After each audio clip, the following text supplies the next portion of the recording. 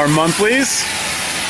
So we got this big, beautiful patio that wraps all the way around. And then we got a hot tub back over there.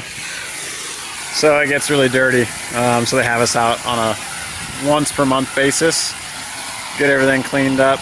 So we've soaked everything. The first cleaning we did was like we called it like a deep clean. So we went with the surface cleaner, hot water, everything to get everything nice and cleaned up. And then now we're basically at a point where we come out and we're able to just soap it up and do a ball valve rinse down.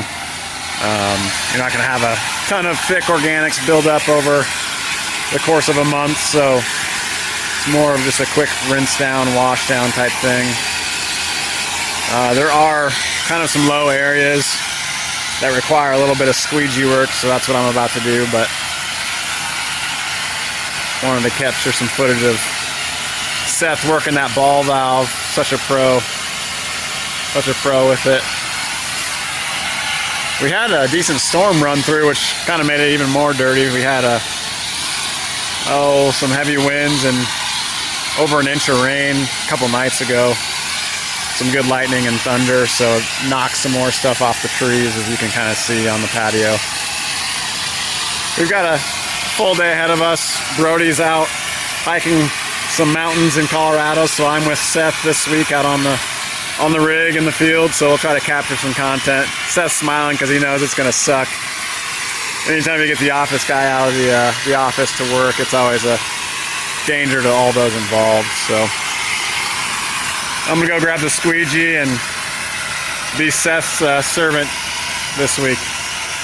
All right, so another project for the day. We're doing some gutter cleaning, and most of the gutters look pretty good. So I'll flip you around and show you before Seth gets this rocking, show you what we're doing. So here's the house. Has a pretty steep pitch. Can't really walk the sides of the house. You can walk the front and the back, but the sides are a little too steep to walk. Gutters are looking good. There's just a little bit of debris in there that we got out. We're flushing the system. And then we've also got a bunch of these buried downspouts, which I don't know if you guys have ever ran into that or not. The first one was all right. It was pretty clear, just some little bit of debris and mud in there. This one's a little bit different story. Reached up as far as we could in it, pulled out what we can, and there's definitely some roots and some more buildup in there. So we are putting in our sewer jetting nozzle. Basically what you do is just stick it in as far as you can, push it in, get it all the way in there, and then you crank on.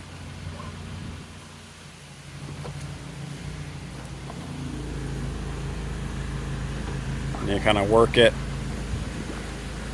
Keep working.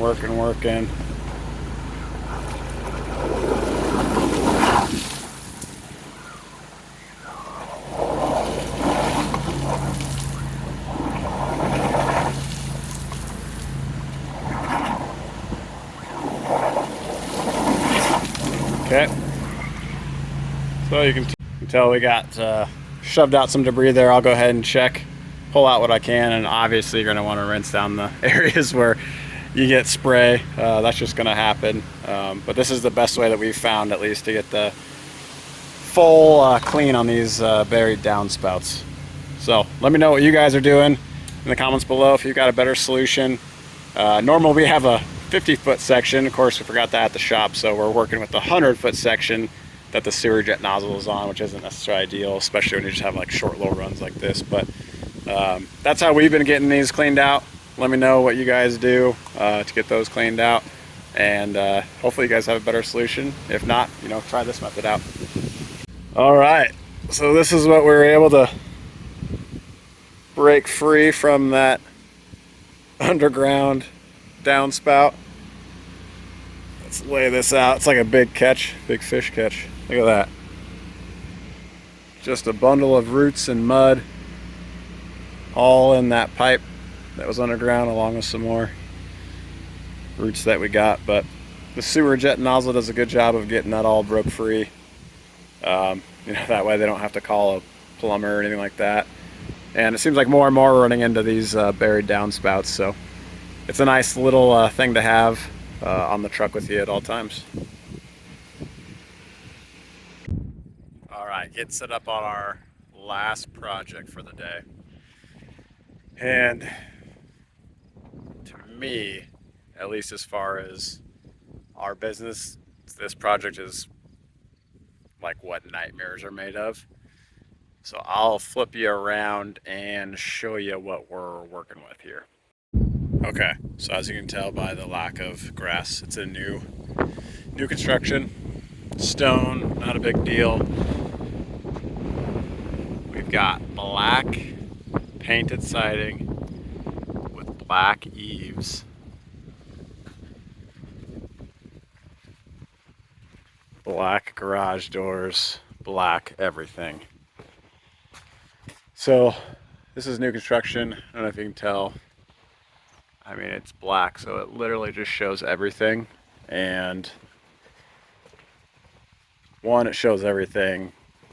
Two, it doesn't just come off with, you know, like a normal pressure wash. If you just went to rinse that down, that's still gonna look just like that. Probably worse, actually. Fun breezeway. So we've got some issues when we're washing black.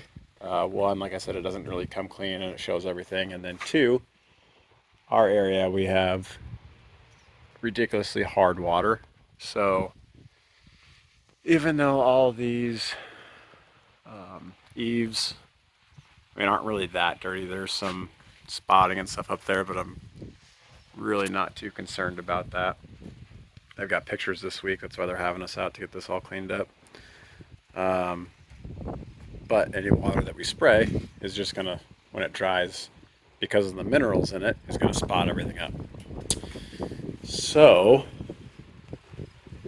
what we're gonna try to do is wash what we can without getting everything washed, if that makes any sense. Oh, and we've got some wind today too, so I mean, you can see staining along the bottom. We've got some oxalic. Hopefully it's not the red clay like a lot of you guys in the south have, so a lot of times that will actually just come off with a little bit of pressure. But yeah, I mean, all the kind of bottom areas is dirty. We're gonna hopefully just wash that, focus on that.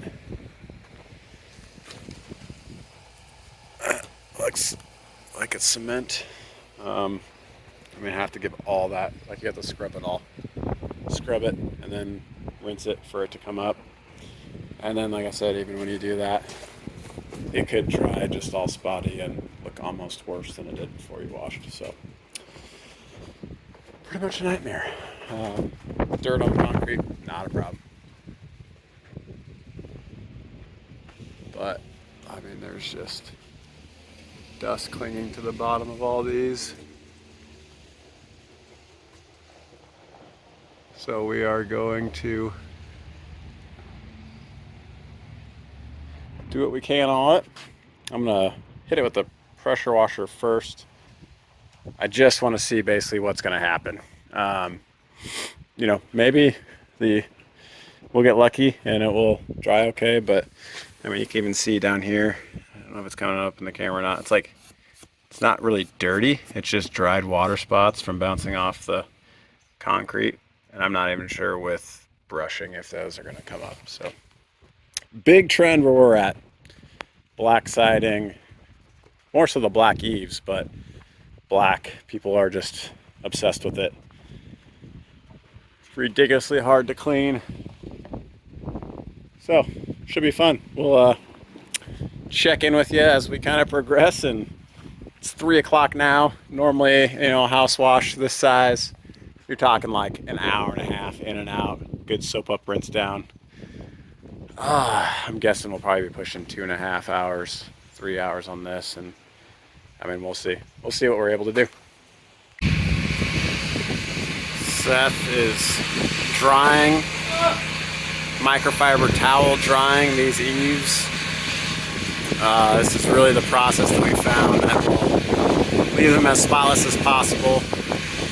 On all this siding, we did break out the brush and do a full scrub and then rinse down. Nothing was coming off otherwise, and yeah, it's just like I said, black houses, not fun. Improved the base there at least a little bit. You can still see where the water was splashing up and caused watermarks and hard water standing on there, but improved it at least a little bit. We're gonna get this whole driveway rinsed off, and then we're gonna do a little brush on the lower part here, on that door too, and then we've got a couple decks that we've got to soap up and just rinse down quick. They're pretty clean actually, so that shouldn't be too bad. And then we'll probably be out of here, probably another hour or so still. All right, so we wrapped up that black house. Ended up just doing, we called the builder and let him know we just did parts of it. So we did like the main focal areas. We ended up doing the garage area, rinsing down the driveway, their front door entry area, the breezeway, and then there was some bad standing along the foundation. I think I showed you guys in the video before the wash on the north side and a little bit on the east side. So we hit all those. We were gonna do the decks. They're just composite decks. Wouldn't have been a big deal. They're still putting the stairs on one of them, and there's no sod down or anything, and the deck builder had all of his tools out, so we would have just had flooded him. So that's not going to work. We'll see. We might head back there next week or so. Unfortunately, it won't be before they have their pictures, but possibly before the customer moves in, just to get everything spruced up that we weren't able to hit this time. But black houses really is just kind of the bane of our existence. Really, it seems like the way to get them the cleanest possible is with a brush, like a mild detergent.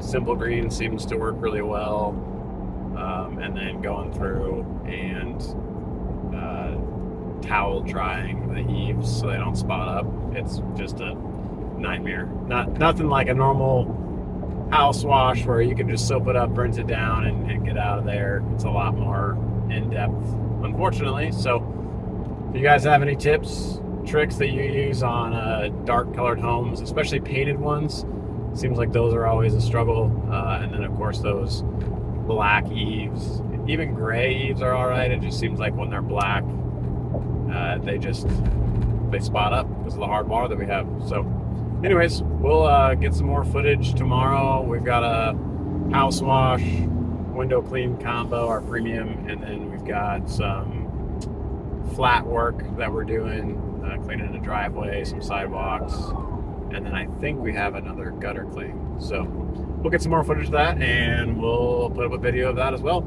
Talk to you later.